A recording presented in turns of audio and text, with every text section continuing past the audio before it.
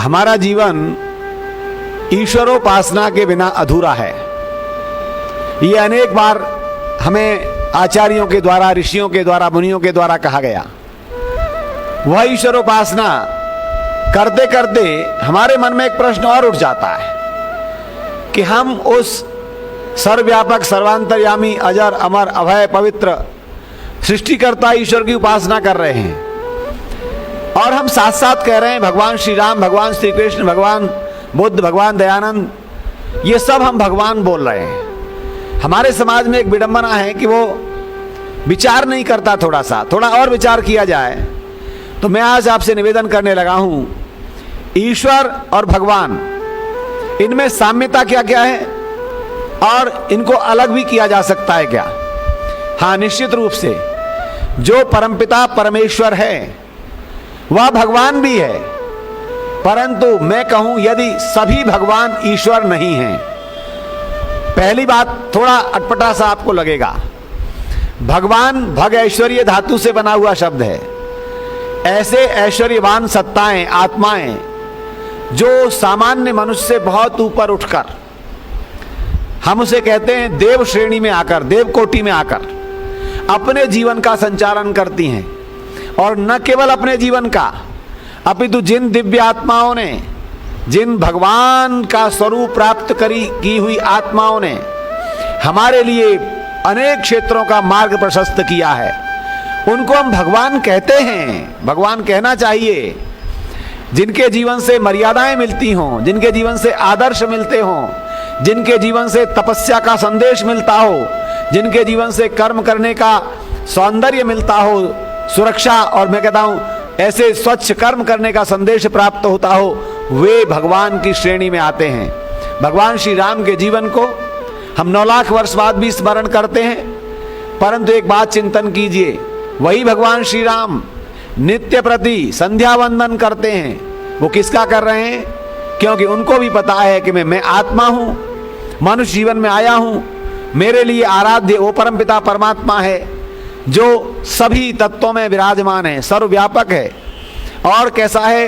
वह निराकार है, वह कैसा है? निर्विकार है, वह कैसा है? सच्चिदानंद स्वरूप है, वह सर्वांतर्यामी है। ऐसे परमात्मा का वंदन करते हुए, भजन करते हुए, उपासना करते हुए जो श्री राम अपने जीवन को आगे बढ़ाते हैं और उसी ईश्वर से प्रेरणा लेकर के अपने जीवन को इतना उत्कर्ष पर ले जाते हैं जिन्हें आज 9 लाख वर्ष बाद भी हम स्मरण करते हैं। इसलिए हमारे यहाँ कहा गया कि यदि आप ऐसे गुणों को प्राप्त करने वाली दिव्य आत्माओं के निकट जाएं, उनके सानिध्य को प्राप्त करें। वर्तमान में श्री रामचंद्र जी सशरीर हमारे बीच नहीं है, परंतु उनका पूरा जीवन हमें प्रेरणाएं देने वाला हमारे बीच में है। आप एक एक घटना का चिंतन कीजिए। माता पिता की सेवा करने वाले श्री राम, पिता के वचनों का पालन करने वाले श्री राम, वन में कठोर जीवन जीने वाले श्री राम, राक्षसों का संहार करने वाले श्री राम, वेद विद्या का प्रचार करने वाले श्री राम, यज्ञों की सुरक्षा करने वाले श्री राम। आप कितने रूपों में श्री राम को देखेंगे। शत्रुओं पर भी दया भाव रखने वाले श्री राम, एक स्थिति तक न आए तो उनको सुधारने का प्रयास करने वाले श्री राम।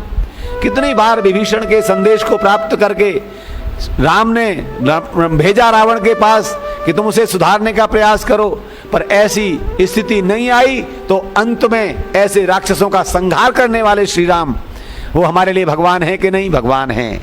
योगेश्वर कृष्ण हमारे लिए भगवान है कि नहीं? भगवान हैं। पर निवेदन करता हूं, भगवान अनुकरणीय होते हैं, ईश्वर उपासनीय होता है।